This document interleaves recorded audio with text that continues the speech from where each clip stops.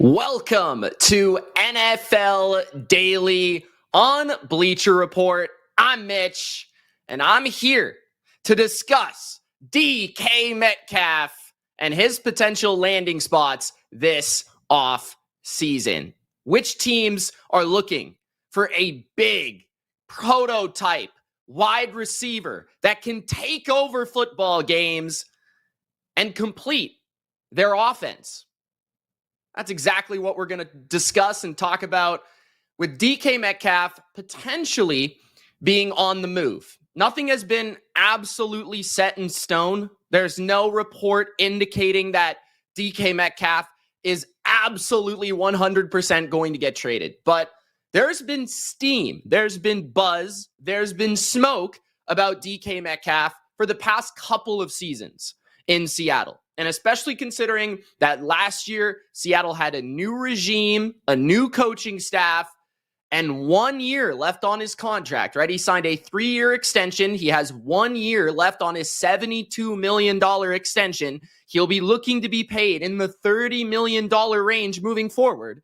This is a guy that is going to be potentially coveted across the NFL by wide receiver needy teams. Now, DK Metcalf as a football player, he's been one of my favorite wide receivers in football just because I feel like there are so few and far between when it comes to a physically imposing absolute freak of nature that is DK Metcalf. And I mean that in the most positive way possible, right? Like, this guy is one of the fastest football players in the NFL, and he's one of, if not the biggest wide receiver in the NFL. And sure, part of his game is that it has to be crafted and molded into a little bit of a perimeter outside player that has a limited route tree. He's not going to be running like a ton of double moves, a ton of horizontal, quick slot, and, agility type of routes where he's snapping routes off like prime Wes Welker. Okay, this guy, he's trying to get down the field. He's trying to get vertical. He's trying to create splash plays, and he's trying to dominate through his physicality and his speed. And that for a defense is demanding. That for a defense is tough to stop. That for a defense is, we're going to shift our coverage. We're going to make sure we have a safety over the top. We're going to make sure this guy does not break our defense, right? So this is a type of player that changes the way defenses play your offense. This is the type of receiver that tilts the field. Last season, DK Metcalf, he had 992 yards, under 1,000, right? It was one of his weaker seasons in the NFL, and we actually saw him get kind of phased out of the offense as the year went on. If you're looking at his stats, and I have the game log up beside me right now. If you're looking at his stats, he actually did not receive more than 10 targets from week 7 and on. Like, there were weeks against New England in week 2. He had 14 targets, 129 yards, and a touchdown. He had 12 targets against Detroit, 104 yards. He had 11 targets against San Francisco, right? There were splash moments throughout the season for him, but this was one of his more inconsistent seasons. And I think that had something to do with the pass protection in Seattle not being able to hold up and allow time for DK Metcalf to get down the field and be where he's most dangerous, which is at the second and the third level of the defense. I think part of that had to do with Jackson Smith and Jigba maturing into an excellent wide receiver in his own right, which allowed, Geno to get the ball out quicker. And basically JSN became the quick chain mover, the quick underneath option. The offense also was shifted, a new scheme, right? DK Metcalf had never been in that scheme. So they're going to have another change in Seattle potentially this year. I'm not sure how that will affect Metcalf moving forward, but he's 27 years old. He's had at least 900 yards in every season of his career, including last year, including his rookie season.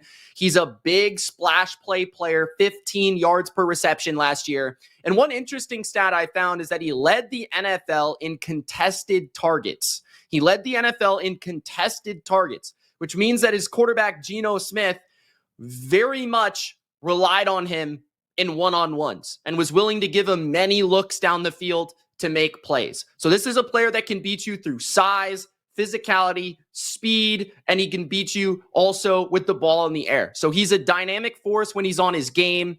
He, in my opinion, has a little bit of an edge to him, sometimes good, sometimes bad. It's a little up and down, but that also can be molded into being a very dangerous weapon with the right coaching, right? So let's talk about the potential landing spots for DK Metcalf. I'm excited to see if he does get traded, because I actually think this is a player that if he gets traded, he could actually be more productive. He could actually be better. He could actually be more dynamic, because I think he's been a little misutilized in Seattle as of late.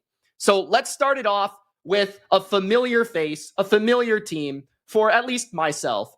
That is the New England Patriots. The New England Patriots are up first. This one's the most obvious because the Patriots need a receiver more than any team in the NFL. And as a Patriots fan myself, I will say they should have drafted the guy. Okay, they should have drafted him. Instead, they drafted in the 2019 NFL draft. The New England Patriots selected none other than N'Keal Harry. Yes, they decided to pick N'Keal Harry over DK Metcalf, AJ Brown, Deebo Samuel, Terry McLaurin. It doesn't scar me whatsoever. It's okay. But we could go get DK Metcalf right now. And I say we because I am a fan of the Patriots. And clearly, Drake May needs a number one wide receiver. If he needs anything this offseason, and Mike Vrabel earlier today expressed his interest in having a number one wide receiver on his football team, a guy that can demand attention, a guy that can move the chains, a guy that can create big plays. That's what the Patriots have been lacking for like 5 years, 6 years. It's been a long time since really prime Gronkowski, prime Gronk, who apparently is coming back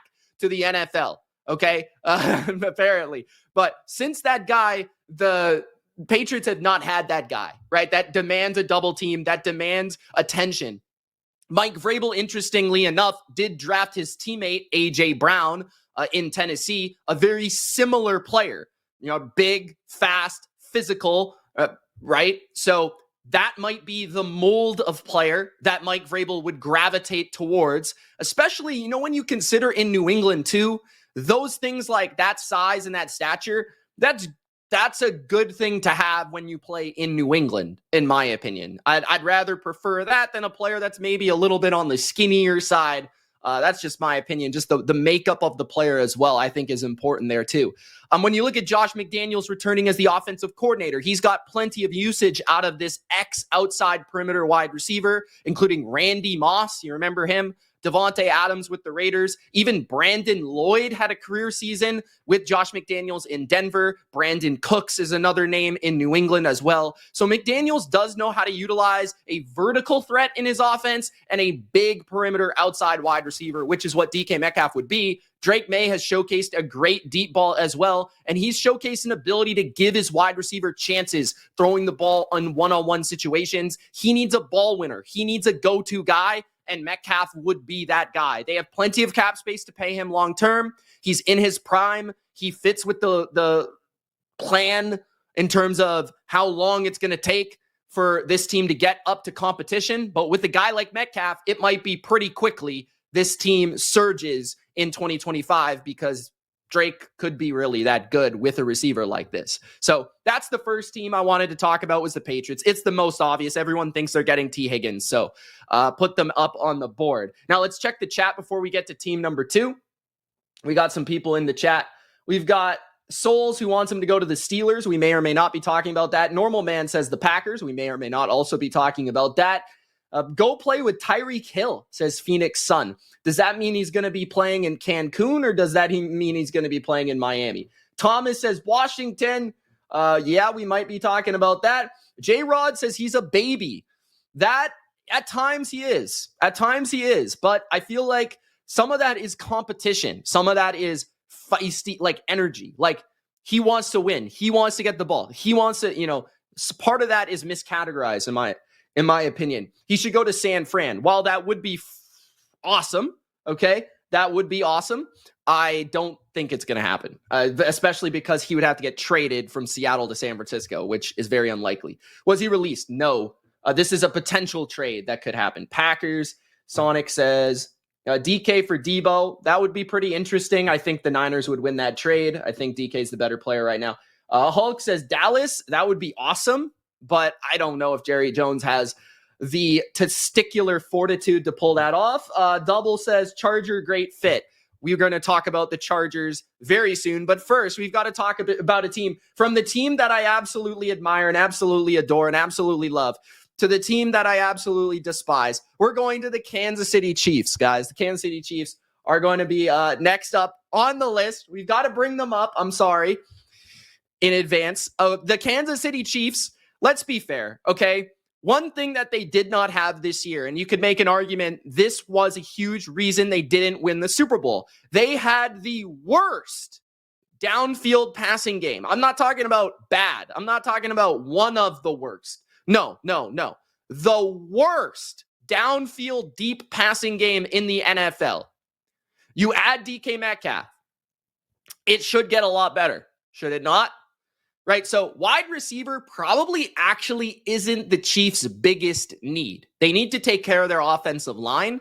Trey Smith is a free agent, right? What are they going to do at left tackle? Joe Thuney probably not going to fit there long term, you would think, right? But that being said, Rashee Rice is coming back from injury. DeAndre Hopkins is a free agent. Marquise Hollywood Brown is a free agent, right? Juju is a free agent. Travis Kelce is not retiring, but also is not good anymore. So they need to consider a alternative moving forward and a vision for the offense moving forward.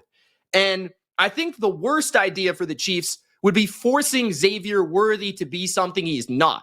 I think what you want to be able to have him do in year 2 is continue to do what he did in year 1, but just add a little bit more to his plate, right? So bringing in somebody like Metcalf could lessen the pressure of Rice being healthy, of having, Worthy be even better than year 1, of having Kelce be something that he's no longer, and the running game is extremely suspect.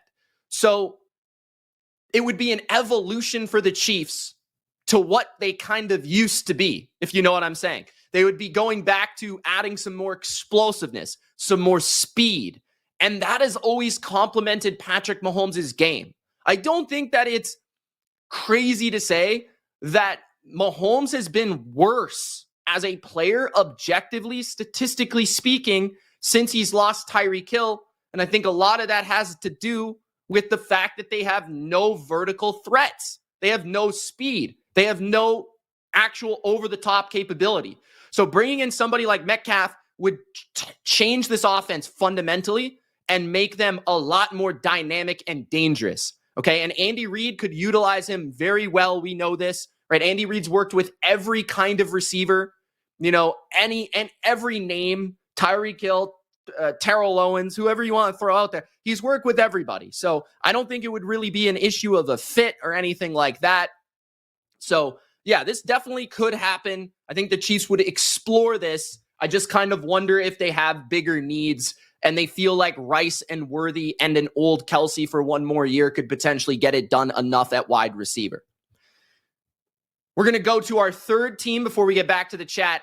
We're sticking in the AFC West. I'm sorry, Raiders fans, but not the Raiders. I'm talking about the Chargers. That's right. The Los Angeles Chargers need a wide receiver. I don't think this is breaking news. I don't think this is earth-shattering. I think that DK Metcalf and Justin Herbert would be pretty sweet. What do you guys think? Let me know. Herbert's got one of the best arms in football. He's one of the best tight window passers in football, which whether or not you're open or not really doesn't matter to Justin Herbert. He's going to put the ball in your hands. DK Metcalf, like I said, had the most contested targets in football last year, so that's certainly something that would uplift the offense with DK Metcalf. They needed a vertical receiver on the outside of the offense that can make plays and open up the running game for Greg Roman, that can open up Ladd McConkey working the middle of the field. Imagine how much better this team would be if they had a player that could win on the outside, right? That was the biggest problem with their game against the Texans. they couldn't get open.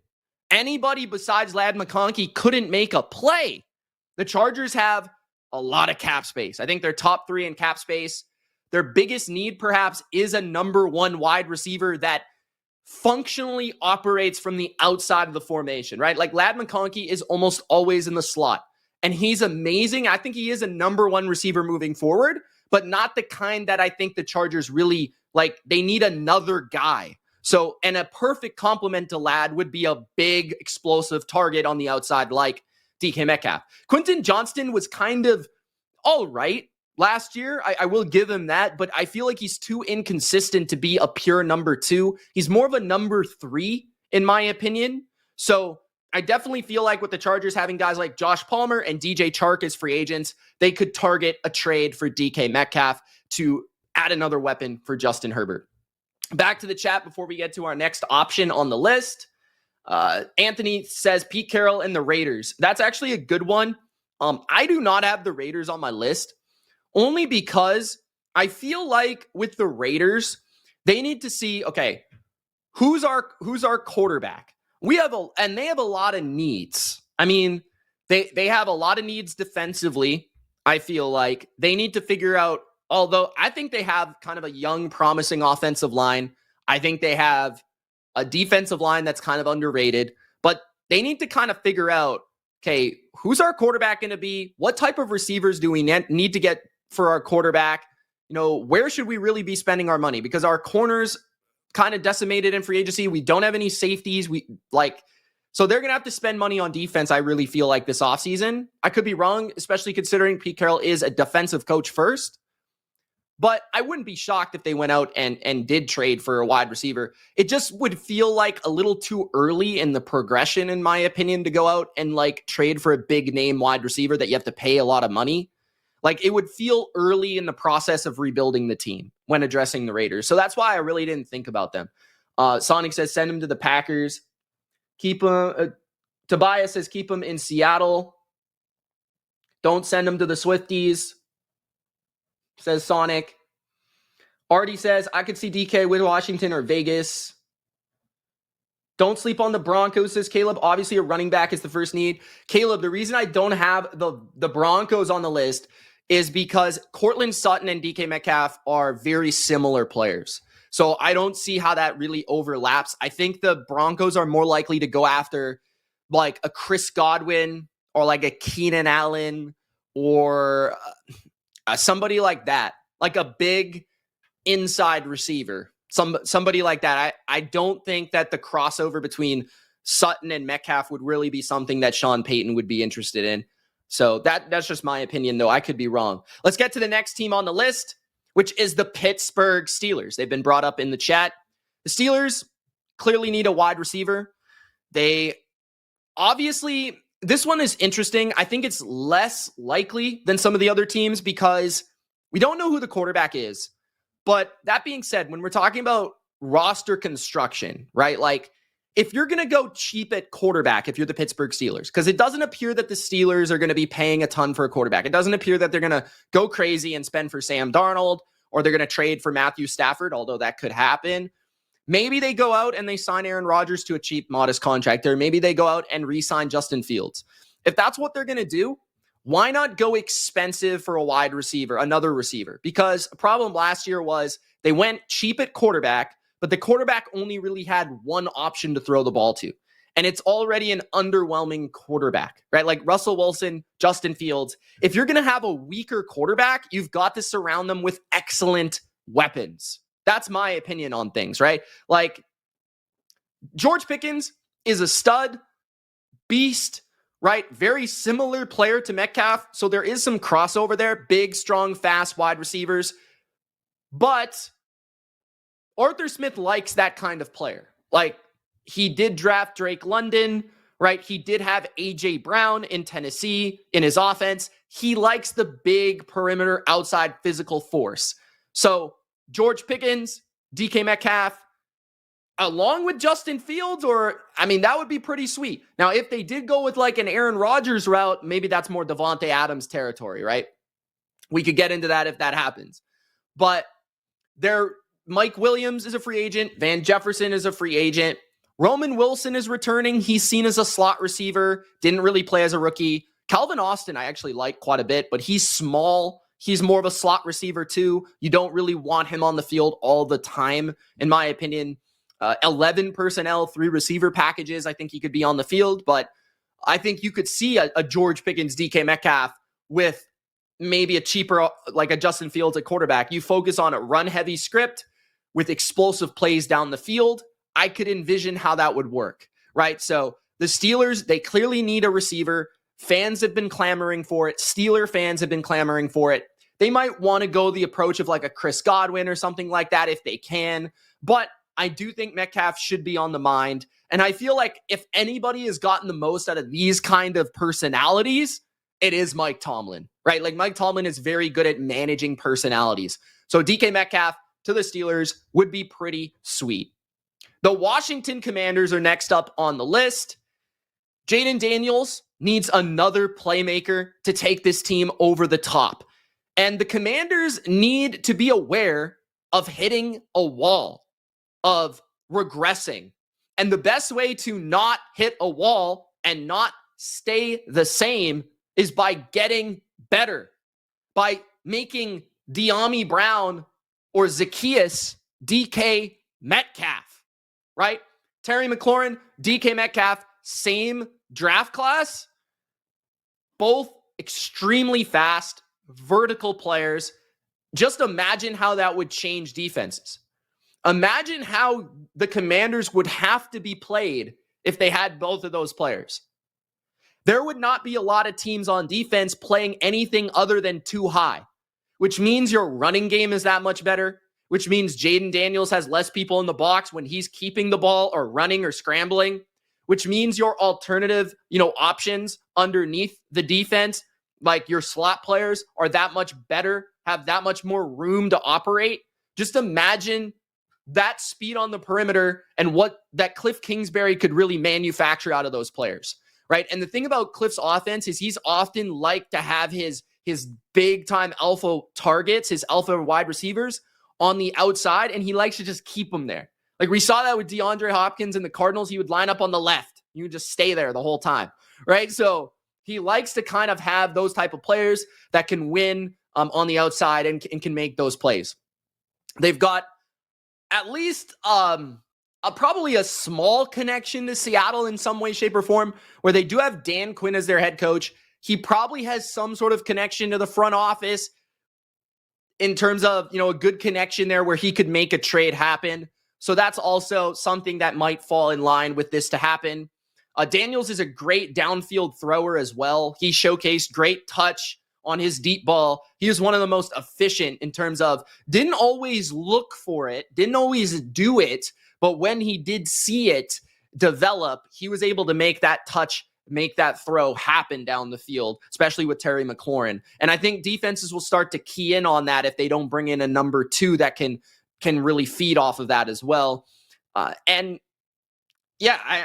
think they'll try to keep De'Ami Brown, but I feel like upgrading at wide receiver, their offensive line is intact. They're not really looking to upgrade that unit. It was already very good last year. I felt like in the pass and the run game. I don't think they're going to be spending a ton of money on the offensive line. Maybe they'll look to add a running back. They'll definitely look to add a corner or a pass rusher. But I feel like besides the defensive side of the ball, the number one thing they need on offense is another big-time wide receiver for Jaden Daniels. And it could be a lot like LSU. Malik Neighbors, Brian Thomas. That could make the former Heisman an MVP. So the Commanders are definitely on the list. Let's check the chat real quick. We've got the Lions? I don't know about the Lions, bro. Angel, you're not a fan of me, bro? What's going on, man? Tony says Chargers. Chargers, definitely Chargers. We already talked about them. I scroll back a little bit. What's the chance of what? Who? Oh, the Barclays. Is that the Eagles? That's not happening. My Washington Commanders are going after Miles and Asante Samuel. Drum roll, please. Asante Samuel, I'm not sure about that. I don't really see that as a fit necessarily. We'll see, though. I like Asante Samuel Jr. Miles, definitely could see them pursuing him for sure. Definitely think that's possible. Okay. Next team on the list, the Green Bay Packers. Typically, I try to persuade myself to staying away from the Packers when it comes to anything major in the NFL.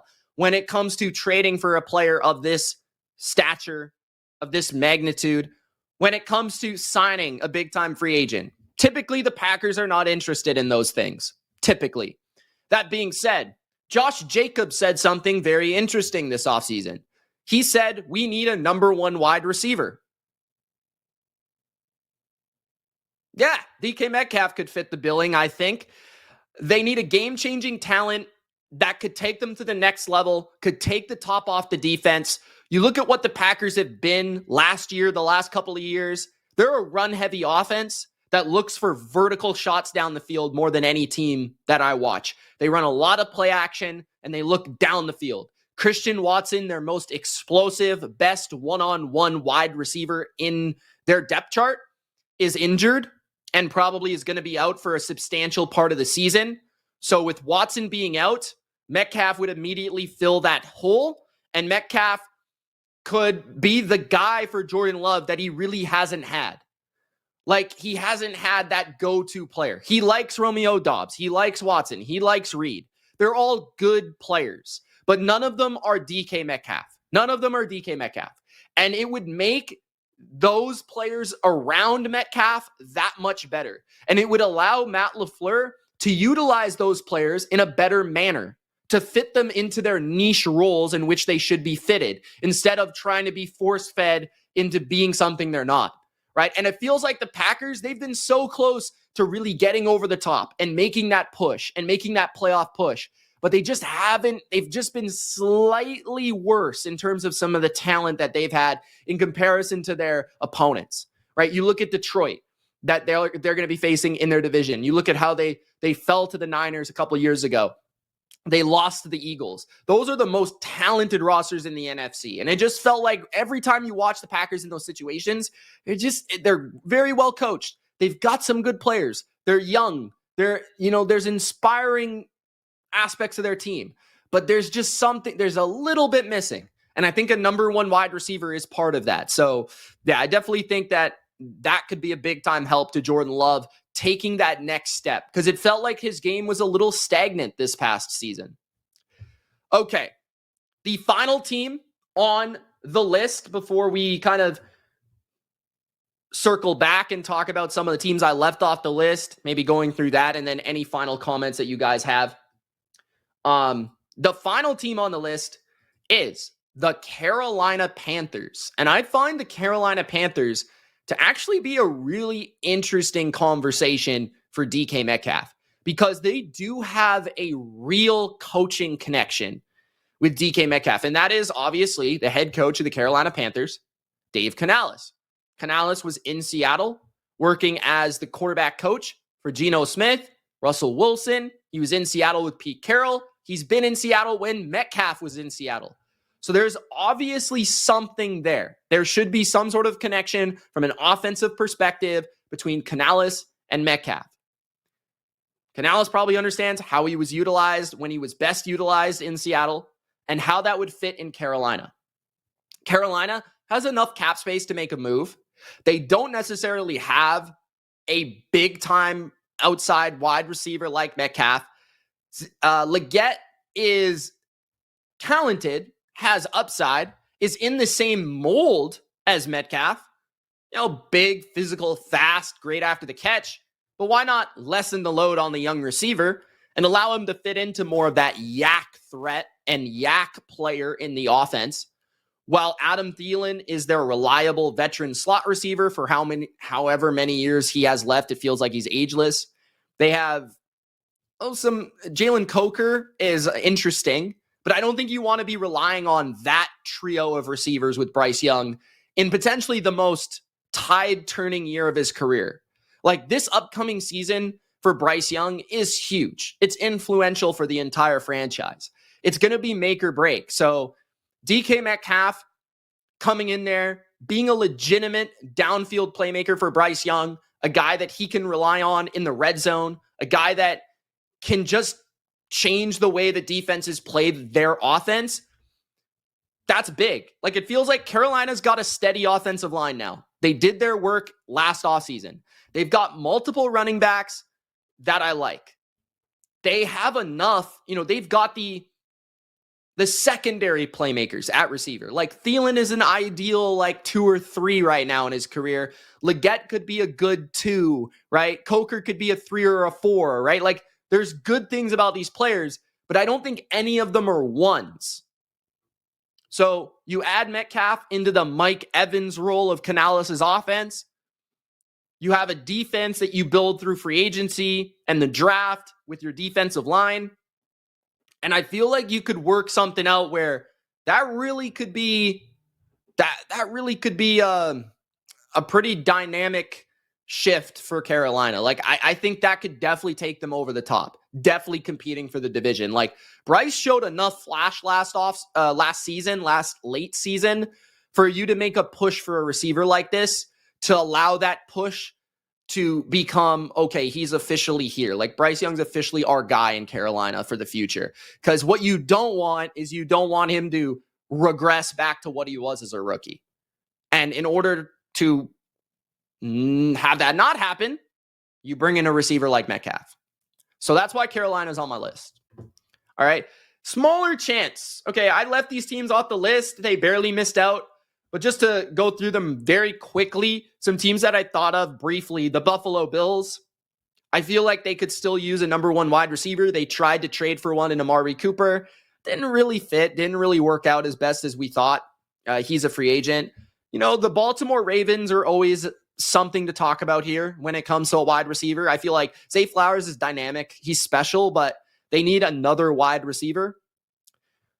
The Tennessee Titans, I think, are an option because they've got a ton of cap space and they have draft capital, and they do need a receiver outside of Calvin Ridley. They did spend a lot on Calvin Ridley, though.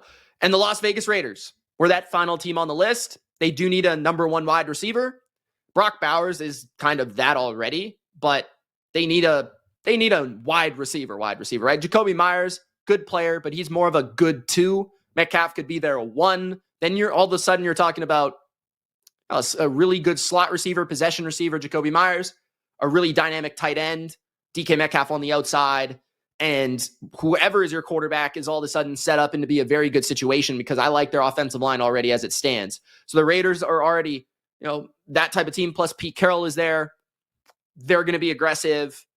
So those were teams with a smaller chance to potentially get DK Metcalf. I hope you guys enjoyed this video and the landing spots for DK Metcalf. If you did, don't forget to check me out on YouTube.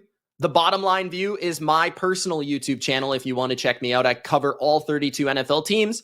And if you're watching this on the BR app, you can also follow me for future NFL dailies. This has been NFL Daily on Bleacher Report. I'll be back on Friday for my next episode. This show will be back tomorrow at 7 p.m. Eastern, and I'll be here plenty during March. So thanks, guys, for watching. It's Mitch. See you later. Peace.